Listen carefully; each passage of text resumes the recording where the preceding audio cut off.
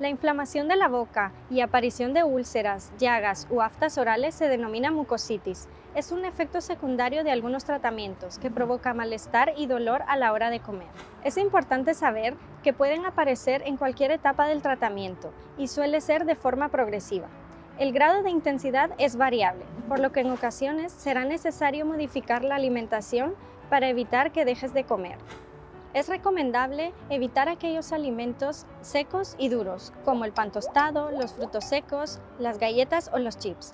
Asimismo, intenta evitar aquellos alimentos irritantes, como los cítricos, los condimentos, los picantes, café o bebidas con gas. En caso de ser necesario, puedes adaptar la textura de las preparaciones en función del dolor.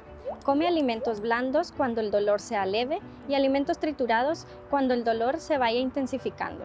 Asegúrate que siempre estén presentes alimentos proteicos, féculas y grasas. Y recuerda que puedes consultar con tu especialista en caso de que el dolor se intensifique. Y como consejo final, recuerda mantener una higiene bucal adecuada para evitar sobreinfecciones.